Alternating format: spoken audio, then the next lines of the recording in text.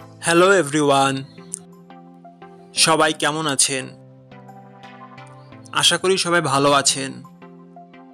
বন্ধুরা, আমরা সবাই জানি যে টাকার রেট ভিন্ন ভিন্ন। মানে কোনো দেশের টাকার রেট বেশি, আবার কোনো দেশের কম।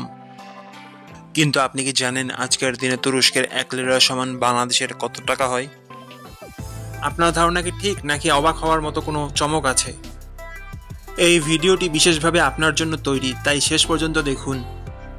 কারণ আপনি যদি নিয়মিত টাকার রেট জানেন, তাহলে অর্থ লেনদেন বা বিদেশ থেকে পাঠানো রেমিটেন্সে লাভবান হতে পারেন। আজ বুধবার 26শে নভেম্বর 2025।